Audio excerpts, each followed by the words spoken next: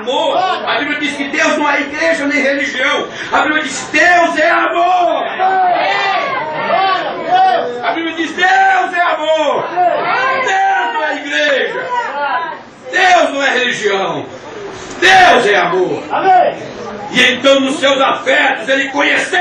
Aqui está Romanos capítulo 8, versículo 29. Porque os que antes conheceu lá na sua imaginação, ele começou a imaginar o meu filho José Granja, o meu filho Ademir, o meu filho Raimundo, o meu filho Manel, o meu filho, a minha filha Maria, e ele começou a imaginar. Mas ele imaginou porque ele desejou, e ele desejou porque ele é Deus, e sendo Deus ele tem atributos, mas nesse tempo ele não era Pai, nesse tempo ele não era Salvador, nesse tempo ele nem mesmo era Deus, e então ele começou a criar o mundo. Mas para criar o mundo, sendo Deus, ele sabia o fim desde o princípio. Antes de começar o princípio, ele já sabia qual era o fim do mundo, e então nesse período ele viu o diabo entrando da serpente e trazendo o homem Adão que ele ia criar, trazê-lo para o pecado. E ele disse, vai precisar de um Salvador.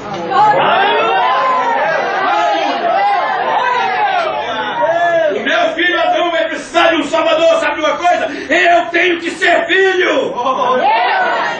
Então o primeiro a ser criado, disse Paulo aos Colossenses, no Filipenses capítulo 1, versículo 14, 16, foi o Filho de Deus, o Jesus Cristo, o primeiro a ser criado. Aleluia! Não no corpo da carne, mas no corpo da palavra. Aleluia! E a palavra se manifestou em forma de luz.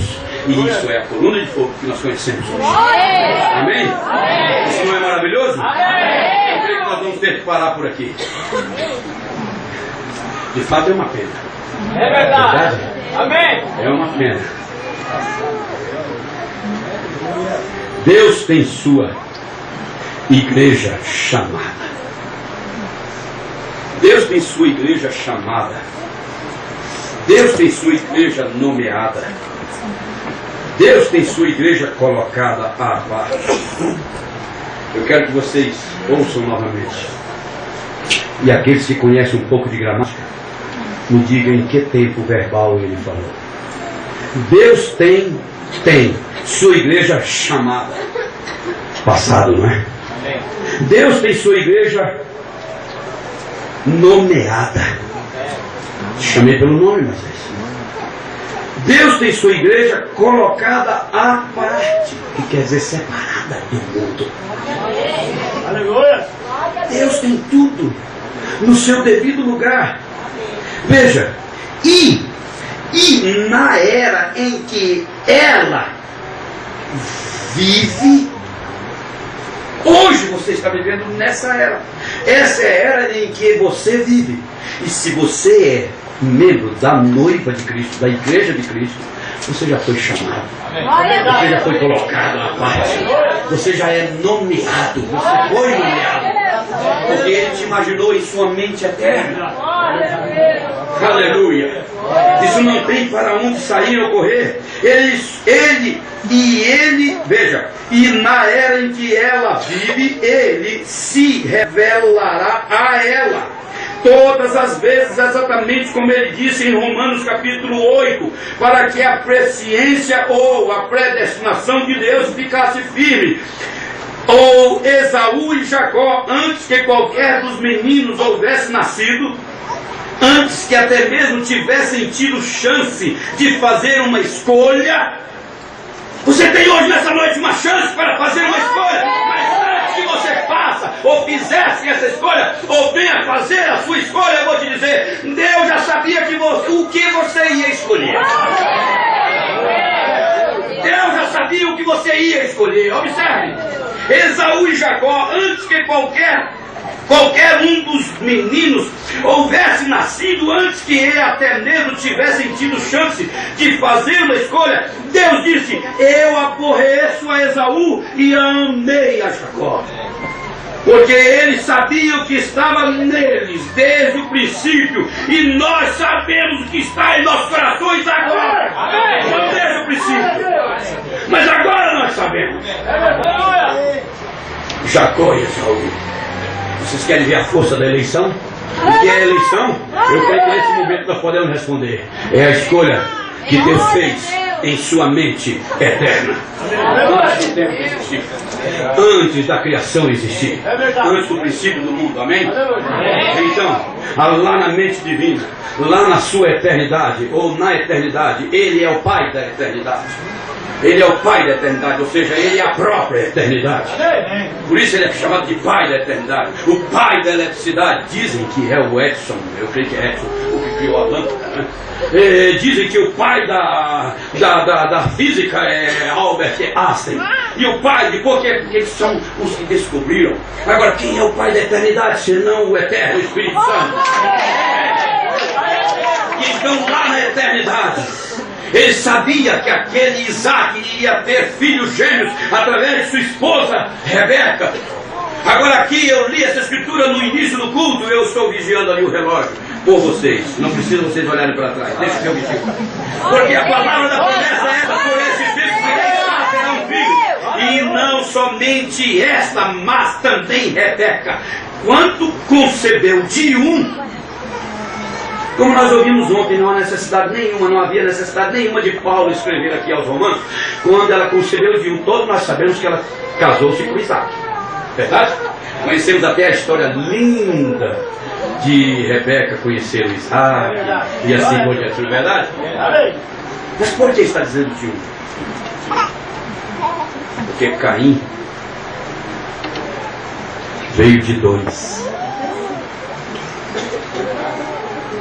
Quando Adão ou Eva concebeu, ela concebeu de dois. E foi Jesus. Essa é a razão que há 2000 anos atrás, no ano 66, 64, escrevendo para os romanos, já quase século, 10, escreve aí, porque a palavra da promessa é esta: por este tempo virei e Sara terá um filho. E não somente esta, mas também Rebeca, quando concebeu de Isaac, nosso pai. Aleluia! Não quando ela concebeu de um, mas ela concebeu de dois. Mas agora, aquilo que iria determinar uma nação na terra, da qual viria o Salvador do mundo, Deus teve que pedir para Paulo pensar e entender assim. E ainda que ele não pudesse escrever, ele disse: Teto, escreve o que eu vou te dizer. E ele escreveu: tendo ela concebido também como Sara concebeu, assim também ela concebeu de um. Porque isso é determinante. Deus disse para Adão e para Eva: crescei, não em estatura, mas em número, frutificai, enchei a terra. Eu quero uma linhagem. Malaquias capítulo 2, versículo 14. E não fez ele apenas um quando criou o homem. Porque quando você chega em casa, Malaquias capítulo 2, Malaquias, o velho profeta, Malaquias capítulo 2, versículo 14. E não fez ele somente um, sobejando-lhe espírito. E por que fez ele sobejando o espírito somente um? Porque ele intentava, Deus intentava uma semente de piedosos. Mas quando ela estava ali para trazer essa única semente de piedosos, através do poder da palavra falada que sairia da boca de Adão, e então aquela célula de sangue que estava nos lombos de Abraão ou de Adão, ela desceria, ela passaria ali pelo poder criativo de Deus, e ela se transferiria pelas leis da natureza ou o que fosse, e ela estaria ali no ventre de Eva, e então ela conceberia de Adão dessa maneira.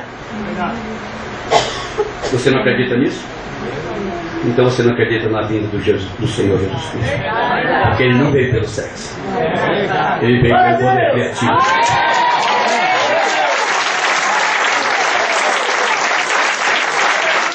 Então observe aqui.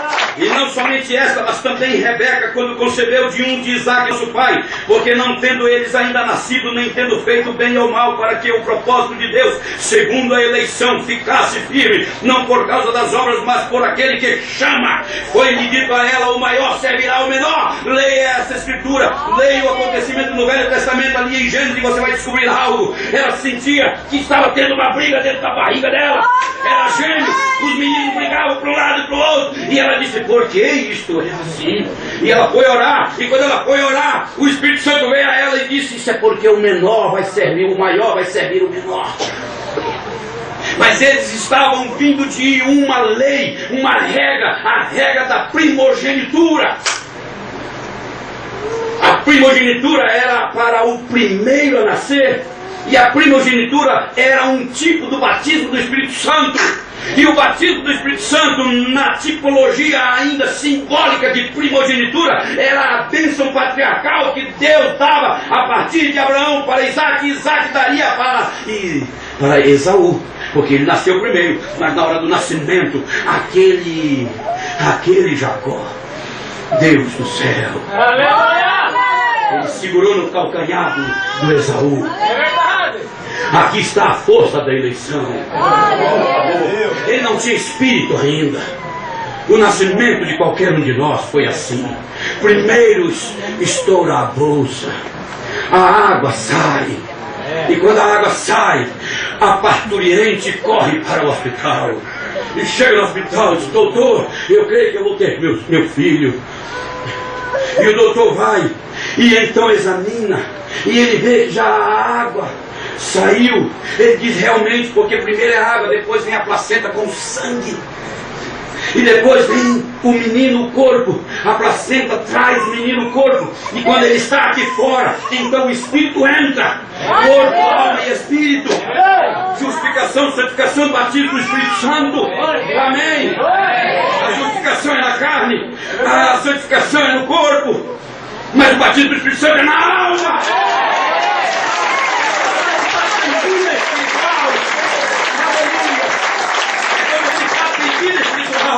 E agora aquele menino, agora vocês podem ver a mente divina antes do mundo existir, com razão Paulo escreveu, não tendo ele feito bem ou mal, Deus disse, aborreci Esaú e amei Jacó. Por quê? Porque ele amou Jacó nos seus afetos, e os seus afetos mandou aquele Jacó para a imaginação dele, e ele imaginou Jacó, um menino sem pelo, um menino sem cabelo no peito, um menino meio... Eles pensavam que ele era afeminado, ele não era nada de afeminado. Porque ele gostava de estar na barra da saia da mãe. Porque ele estava na barra da saia da mãe. Estando na barra da saia da mãe, ele aprendeu a lavar louça, aprendeu a cozinhar, aprendeu a lavar roupa. Ele aprendeu as coisas domésticas da casa. E isso foi muito ruim para ele. Ele se tornou um maricas na opinião dos familiares. E o Esaú não. O Esaú era feminino. Era o tipo do homem masculino. E ele começou a aprender a caçar. E ele trazia as caças. Vocês conhecem a história, eu quero resumir isso aqui. O que eu quero mostrar aqui pelo Espírito Santo é que ele, sem ter o espírito de vida dele, sem ter nada ainda, sem ter como conhecer a primogenitura, sem saber que existia primogenitura, ali dentro do ventre, na hora de nascer, ele mandou a mão dele no calcanhar do irmão dele, e segurou e puxou, e eles estavam brigando em toda a gestação, e o menino Esaú deu um coice para ele, porque esse tipo dá coice, e ele segurou ali, suportou o coice no rosto, mas ele não tinha vida, ele não pensava ainda, ele não havia nem nascido. Acabamos de ver que o Espírito entra depois que o corpo sai, aleluia, e é só quando você é batizado com o Espírito Santo que você vai começar a pensar corretamente, sentir corretamente, crer corretamente, adorar a Deus corretamente.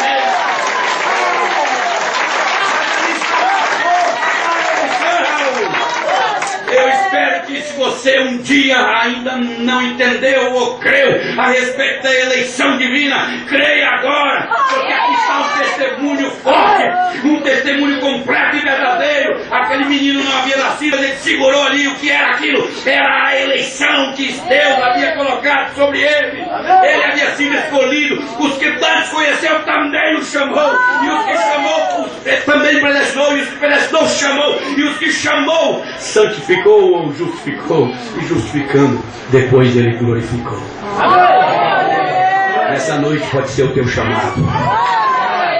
Essa mensagem pode estar te chamando. Se você foi conhecido de Deus antes da fundação do mundo, Ele te predestinou para estar aqui nessa noite.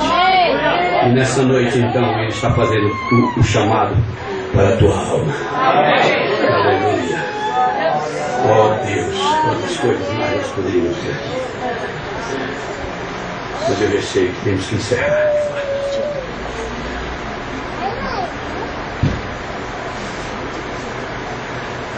Veja, tenha isso em mente. O que, irmão Branham?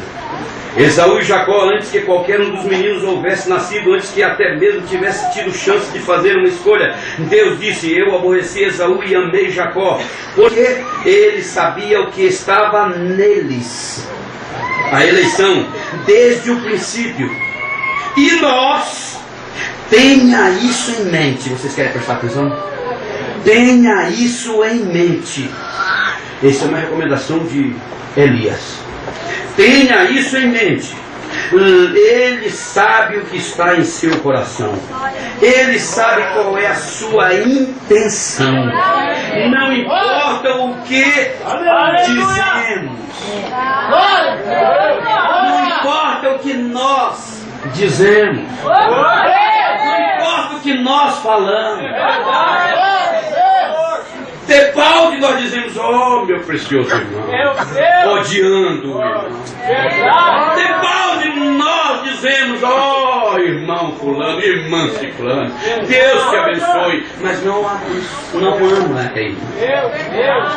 Debalde, porque se ele conhece até mesmo aqueles que são seus, não conheceria ele os nossos pensamentos. Veja, e isto sempre causou problemas. Isto sempre causou problemas.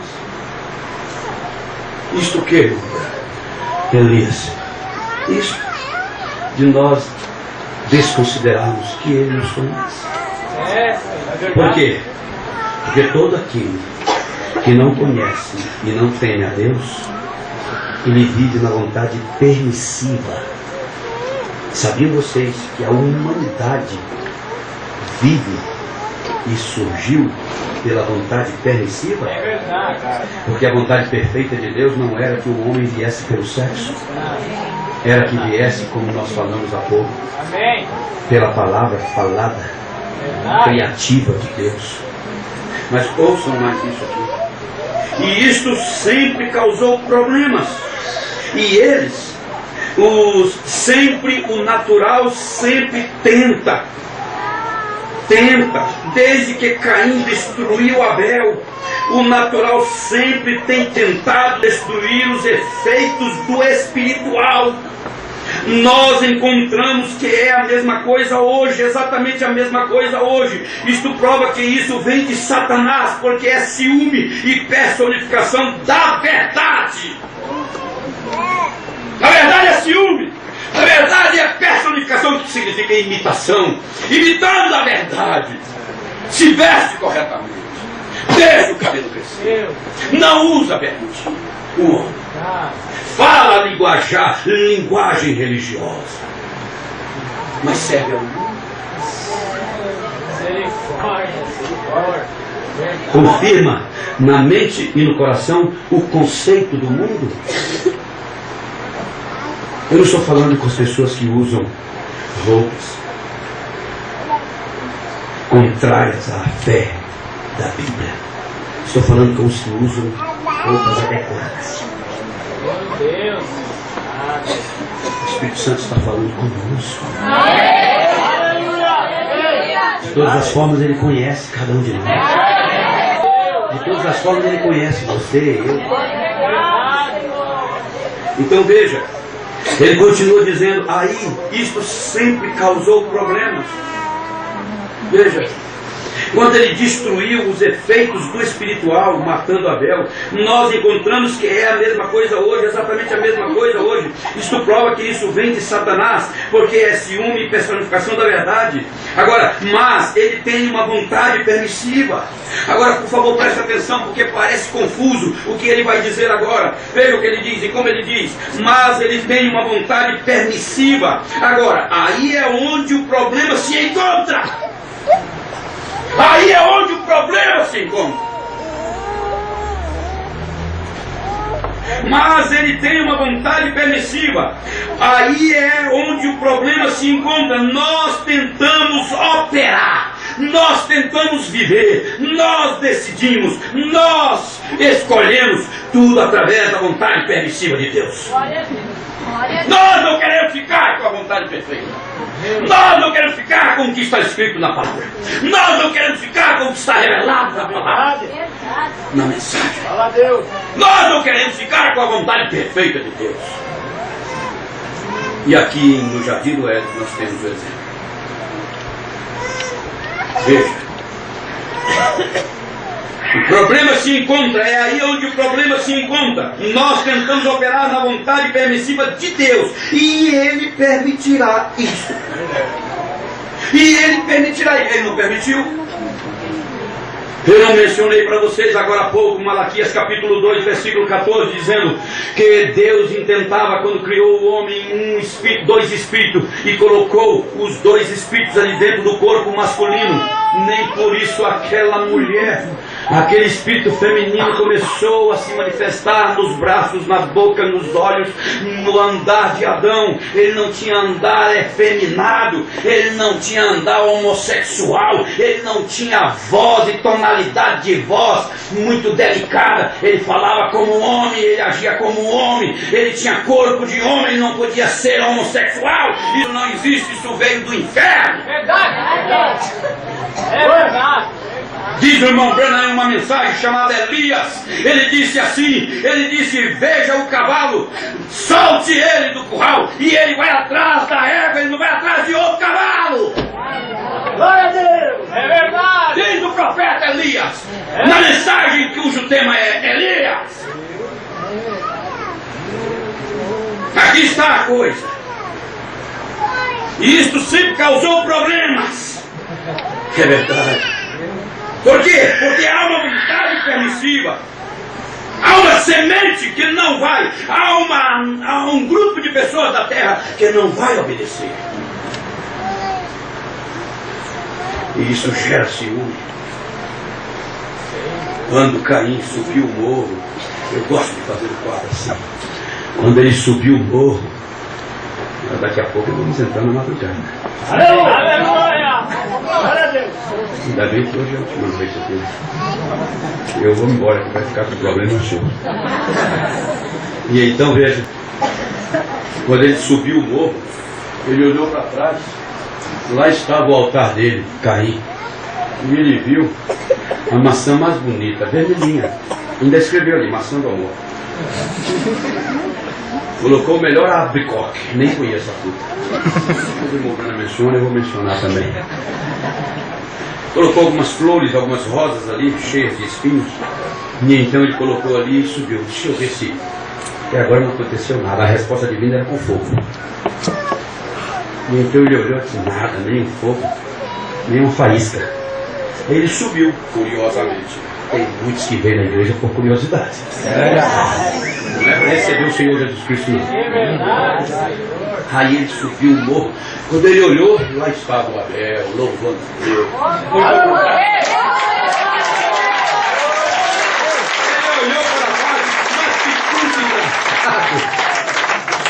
que culto diferente. O meu é bonito, o meu é colorido. O culto desse pessoal aí é um montão de gente batendo palma. E aquele pregador ali no culto não faz outra coisa senão gritar e falar e falar. E eu não estou entendendo nada. É desse jeito mesmo. Ele olhou e disse: ah, então recebeu.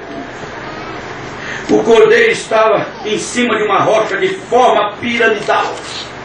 Ele andou um pouco de tempo procurando aquela rocha, ele encontrou, tipo, na forma de uma pirâmide. Ele foi ali no meio do rebanho, tirou um cordeirinho de um macho de 1 ano, sem defeito na orelha, nem na pata, nem nos olhos, não era cego, nem zanolho, nem nada. E ele trouxe o cordeirinho, colocou ali em cima e matou o cordeirinho. E quando ele acabou de matar o cordeirinho, o sangue descia ali pela rocha. E então Deus desceu com fogo e aceitou aquela oferta de Abel.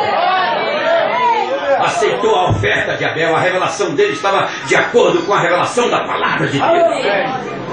Amém. Amém. Então, nesse momento, Caim olhou e viu, e essas coisas provocam ciúme. Eu sou pregador do Evangelho, o pastor Ademir é pregador do Evangelho, ele sabe do que eu vou falar. Quando você entra no púlpito, quando você prega uma palavra, a palavra de Deus por inspiração e unção, o que você arrasta atrás de você é invejosos, é ciumentos, é pessoas dizendo: você vai chamar o Granja para pregar, você vai chamar o Ademir para pregar na sua igreja. Cuidado, rapaz! Deus, é verdade. É essa a maneira do diabo. É essa a maneira do diabo. É verdade. Eu estou falando em relação aos pregadores. Verdade. Eu conheci um profeta. Amém. Eu tive coragem de viver essas coisas. E quando ele se foi, Deus disse para ele: eu tenho muitos que têm a mesma coragem que você tem. E eles, por terem a tua mesma coragem, a coragem que você tem, eles vão pregar o mesmo que você tem. Vão denunciar o que você denuncia. Amém, amém. Sabe uma coisa? Nós estamos vivendo na hora como noiva de Cristo, e nós precisamos nos alimentar disso. Nós não podemos nos alimentar de emoções religiosas, denominacionais, emotivas, mentais. Nós temos que nos alimentar da Bíblia Sagrada. A Bíblia Sagrada está revelada para nós através dessa mensagem. Então nós precisamos ouvir essa mensagem pregada com inspiração e unção. Amém. Aqui está a permissiva vontade divina. Veja, agora ouçam novamente. Eu quero a atenção de todos vocês para isto. Veja, nós tentamos operar na vontade permissiva de Deus, e Ele permitirá isto. Permitam-me abrir um parêntese aqui. Casamentos, empregos, mudanças, igrejas. Nós tentamos operar na vontade permissiva de Deus. A Bíblia diz com quem você deve casar. Você não casa, você casa com quem Deus permite você casar. A Bíblia diz, a Bíblia é a vontade perfeita. Mas você não casa. Aí você vai e diz assim: Senhor, deixa eu casar com ela, deixa eu casar com ele. Aí Deus vai e diz: vai, casa. Não foi assim que ele fez com o balão? Vai. Mas essa não era a vontade perfeita de Deus. Vocês me entendem? Não é isso que o profeta Elias está falando? Amém. Por favor. Nós tentamos operar na vontade permissiva de Deus, e Ele permitirá futuro isto. Mas também, se nós tomamos sua vontade permissiva, ainda que não esteja certo, isso não está certo. Viver na vontade permissiva, mas Deus me mandou, Deus me permitiu, até Ele abençoou. Sim, Ele abençoou Israel pelo deserto. Eles não tiveram suas sandálias desgastadas, eles não tinham dor de cabeça, eles não tinham problema de coração, eles não tinham problema de colesterol, eles não tinham problema de coluna, eles não tinham problema de artrite, eles não tinham problema de nada, mas morreram todos. É verdade. Sem enfermidade, sem doença, morreram todos, menos Josué e Caleb. É verdade. Porque estava na vontade perfeita. Quando eles foram visitar e espiar Canaã, eles entraram em Canaã, colocaram o pé deles ali, acreditando na promessa que era a vontade perfeita de Deus para Abraão, dizendo: a ti darei esta terra. No tempo de Moisés, de Caleb e Josué, ele chamou os 12, entre os quais estavam Josué e Caleb, e Moisés disse: vão lá espiar a terra para ver se é conforme Deus prometeu para o nosso pai Abraão. E eles foram. Os 10 chegaram em cima do morro, olharam e disseram: não, aí só mora gigante, eu vou voltar para Canaã, eu vou voltar lá para Cades Barneia. Os 2, Josué e Caleb, olhou e disseram: não, isso aí foi Deus que nos deu.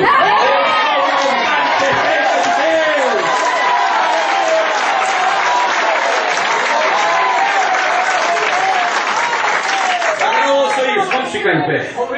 Se eu não pedir para vocês ficarem em pé, eu vou até de manhã. Mas ele tem uma vontade permissiva. Isso aqui é muito profundo. Isso você deveria levar no seu coração para a sua casa e carregar isso todos os dias da sua vida. E ele permitirá isso. Mas também se nós tomamos sua vontade permissiva, ainda que não esteja certo, ele fará a sua vontade permissiva. Essa mesma que ele te permitiu casar errado, essa mesma que ele te permitiu comprar errado, essa mesma, porque não está certo, ainda que não esteja certo, ele vai permitir você viajar erradamente, ele vai permitir você fazer uma mudança, ele vai permitir você vender, ele vai permitir você se separar, ele vai permitir você se unir, ele fará a sua vontade permissiva contribuir, juntamente cooperando, para glorificar sua vontade perfeita.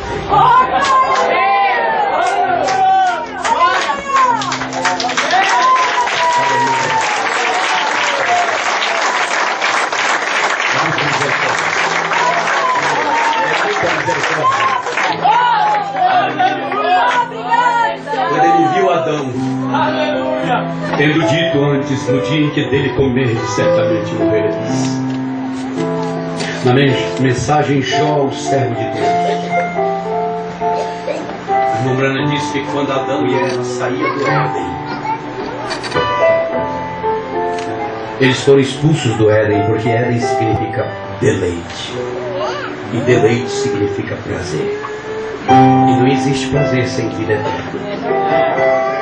Você não vai querer comparar o prazer de beber chimarrão com a vida eterna, o prazer de comer churrasco com a vida eterna, vai?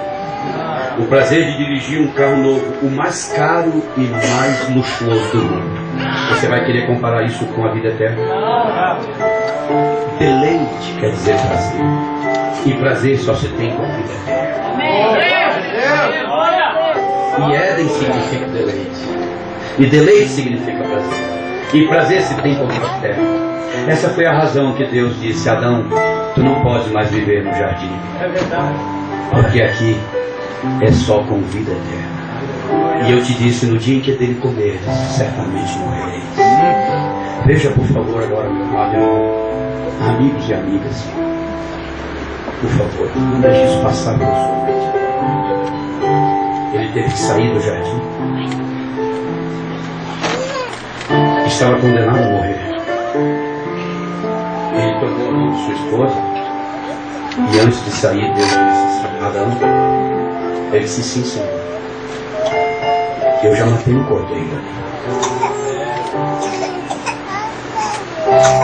Com razão a Bíblia diz: Deus amou o mundo de tal maneira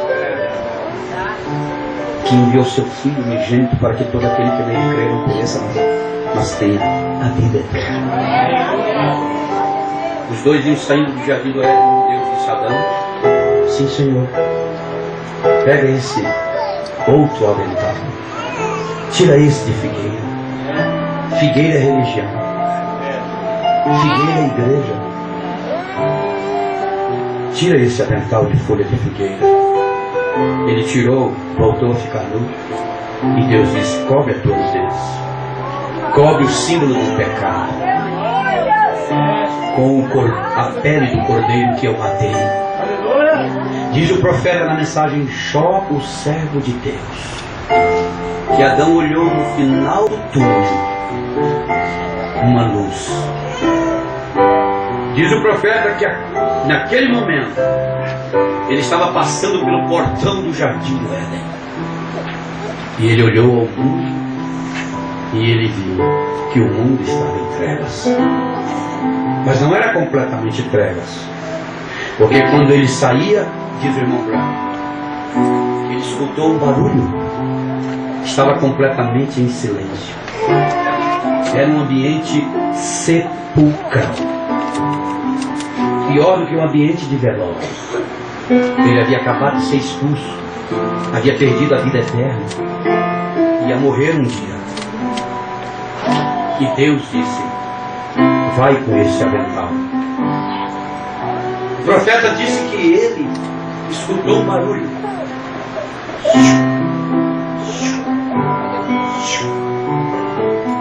Ele olhou para o lugar de onde vinha o barulho. Era o avental.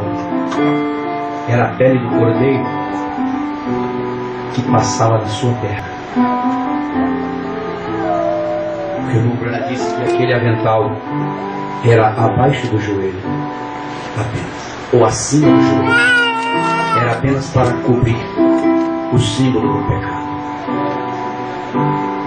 E então ele escutou sua perna encostando no avental e fazia aquele barulho. Quando pelo barulho ele olhou para baixo, ele viu as gotas que ainda caíam da pele, o sangue do cordeiro animal. Naquele momento ele disse: querida. Ela disse: o que é, meu querido? Ele disse: a esperança para nós.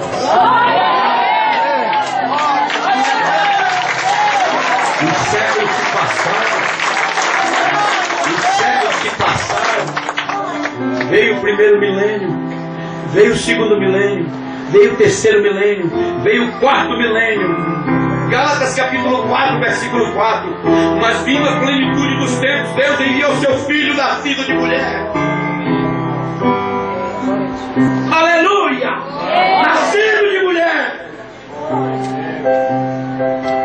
Todo aquele que clama, Abba, Pai. Ele veio para isso. Para quê? Ele deu a volta na vontade permissiva que o homem escolheu. E agora, 4.000 anos depois, aleluia, ele se torna um homem. O cordeiro não é um animal, mas de Deus. Só no Calvário, morre. É sepultado na sepultura de José de Arimateia. 38 horas depois ele sai dela. Vive 40 dias aqui com os discípulos. No 40º dia ele sobe para os céus, 7ª dimensão. Leva o seu corpo, mas envia o seu espírito para que eu e você vivêssemos agora na vontade perfeita de Deus.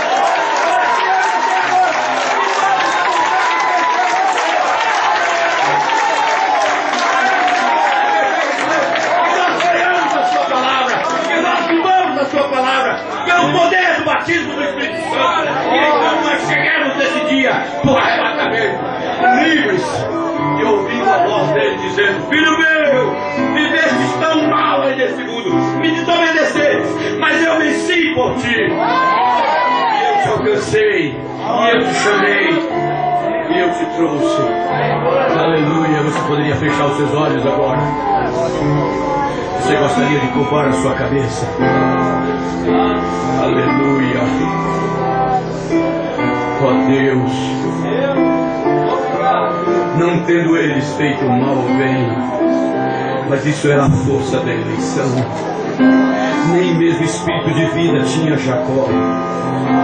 Mas um dia Deus sabia que ele ia, pela vontade permissiva, conseguir ganhar essa primogenitura com engano, com trapaça. Ela não lhe pertencia. Ela não lhe pertencia pela igreja, ela não lhe pertencia pela tradição, ela não lhe pertencia pela regra familiar, patriarcal, mas ela lhe pertencia pela escolha eterna e divina. E então por isso ele começou a ficar aos pés da mãe, e então ele aprendeu a cozinhar. Mas ele dizia: Rebeca, mamãe Rebeca, fala com o papai. Ela disse: eu sou a igreja, eu não posso interceder ao patriarca, ele representa Deus, eu não posso mudar as coisas.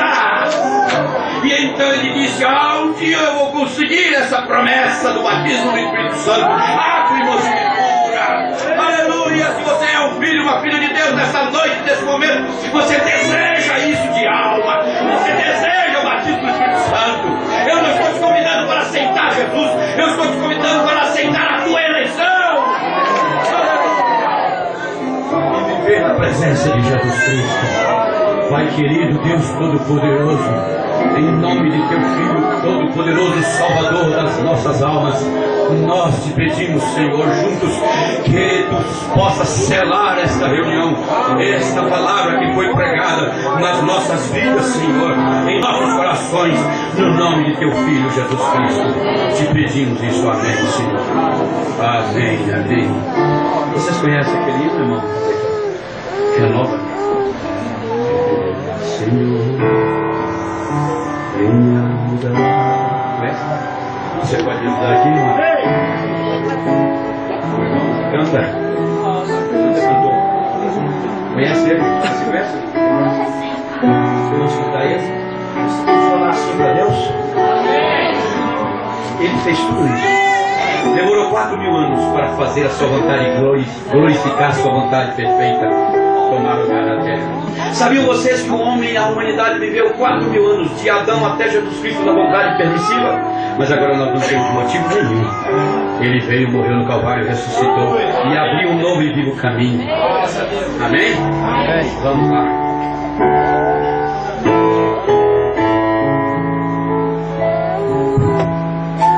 Deus continua nos abençoando. Quem quer acompanhar o 434 do Inário? Aleluia. Bendito é o nome do Senhor. Esta noite Ele quer renovar. Ele quer mudar os teus conceitos. Restaurar. Por venha mudar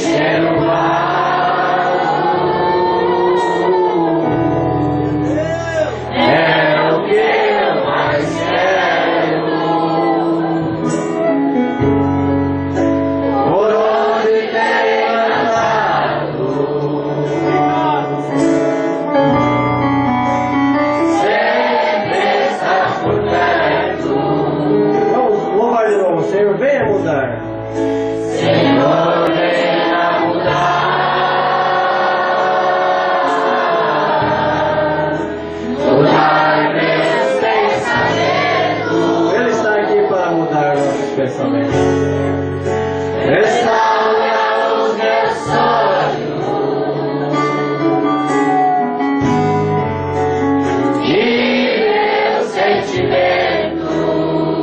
Fecha seus olhos, fecha seus olhos. Encher o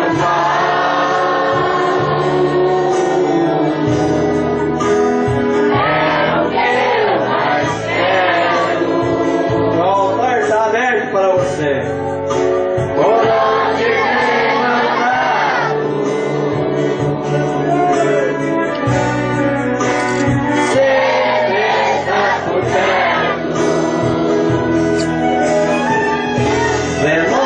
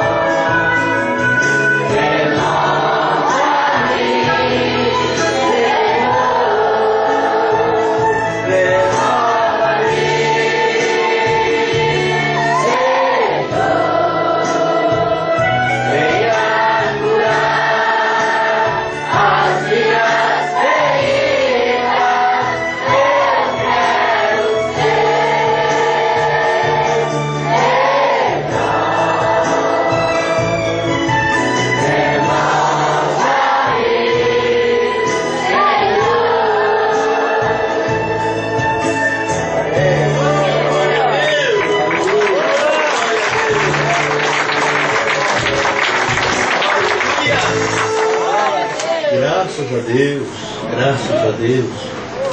Aproveitando essa atmosfera tão gostosa. Tem alguém aqui que não é batizado em nome do Senhor Jesus Cristo? Glória a Deus. Se você estava lá naquela reunião que tinha lá no céu, uma Satanás estava e na outra não. E lá nós escolhemos ficar ao lado da palavra. E Ele é a palavra. Se você já sentiu se aproximar dele, não é pelos seus caprichos não, mas é pela sua decisão. Tem alguém que gostaria de ser batizado em nome do Senhor Jesus Cristo? Tem alguém? Pense sério nisso. No céu ninguém entra de qualquer maneira, não. Não. E a identificação. Mas uma vez eu viajei de São Paulo para Goiânia, e quem já andou em avião sabe que a sua mala vai por uma esteira e você vai por outro lugar. E você passa no meio de uns painéis cheios de detectores, captadores, para ver se você tem arma, droga, né? Várias coisas. Você passa naquele corredorzinho e não passa dois juntos, é um por vez. E o policial está cuidando da telinha lá. Qualquer coisa que você tiver, a telinha ela já mostra. Mas isso é numa viagem natural. Para ir de Curitiba a Goiânia, de Curitiba a São Paulo, né? Vocês sabem que é assim. Eu olhando para aquilo, eu tirei uma grande mensagem. Se para ir numa viagem, eles exigem uma viagem daqui e ali, exigem tanto da pessoa. E para ir para o céu? E para ir no arrebatamento?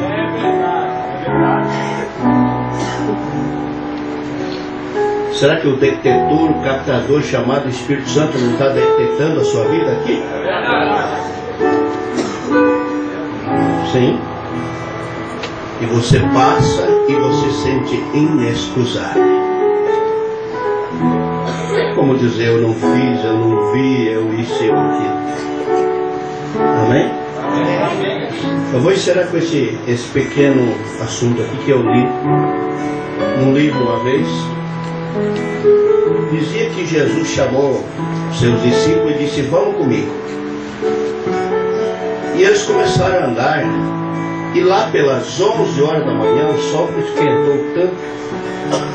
Eles sentiram sede de água. Que nós sentimos sede de água. O nosso corpo natural sente sede de água. E a nossa alma sente sede de Deus. Sede da água da vida, né? Pedro disse: mestre, lá tem uma mulher varrendo o terreiro, eu vou pedir água para ela. E Jesus disse: não vá, não vá, que aquela mulher é muito brava, ela vai te xingar, ela vai te ofender, não vá. A vontade permissiva. Senhor, mas nós estamos com sede. Quer dizer, arrumando uma desculpa, né? Veja, eu preguei uma mensagem aqui arrumando desculpa. E a gente arruma muitas desculpas, né? Arruma muitas desculpas. Senhor, mas nós estamos com sede. Jesus disse: então vá. Olha, permissivo. A mulher varrendo ali, parou ele. Ô vizinha, a senhora podia arrumar? Ela parou, ele disse: eu não tenho tempo para dar água para ninguém, eu rio é logo lá embaixo, pode ir lá. Ele baixou a cabeça, mas Jesus tinha dito que não fosse. E quando você vai onde Jesus disse para você não ir, tem mais do que uma mulher apedrejando você, xingando você. Baixou a cabeça, veio murchinho, né? Jesus disse: não vá, e ele foi. Ninguém conversou nada. De repente, lá na frente, andaram mais de 1 quilômetro, uma outra mulher lá, quase na mesma situação.